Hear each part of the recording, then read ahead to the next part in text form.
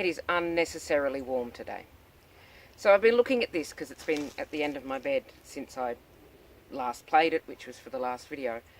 And I've been wondering what it would sound like with proper strings on it, because I don't know if these are a brand or if they're just whatever. So now that they've settled and now that they stay in tune, I'm going to take them off and replace them with, of course, some Aquila.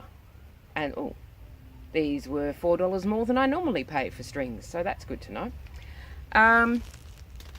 So that will basically, because this was $30, so that's kind of half again. So putting the value up to $45. These do retail for about $70, so that was quite the bargain. So I'm going to play a little bit of Hey Jude, because that's in my brain forever, because I learnt it for a recent collaboration with the musician Pockets, and that sounds like Pockets emailed me directly and said, would you please collaborate with me, which is not what he did. He put up a video saying, anyone who knows which way up to hold an instrument, please send me a video. And I definitely qualify, because look at this, I'm holding it the right way up. So I'm going to play the first verse of Hey Jude. I've just realised I forgot to make a strap, so bear with me. And then I will take these strings off, put the new strings on, play the same thing again, edit it together so it's all magical, and we will be able to compare what it sounds like with its default strings versus proper branded strings. So, are you ready? There's a lot of mosquitoes, and I think my skirt's filling up. So let's do this before I pass out from blood loss.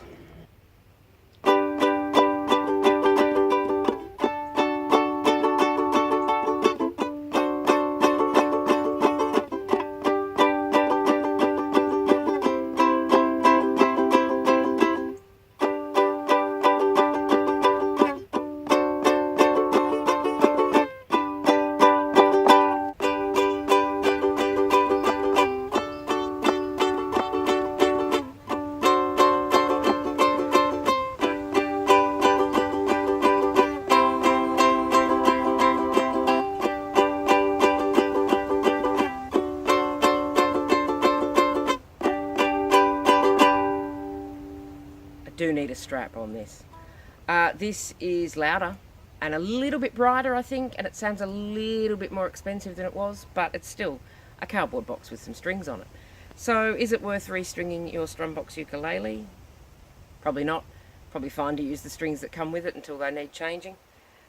Changing to a branded string has made some difference, but no major discernible difference really.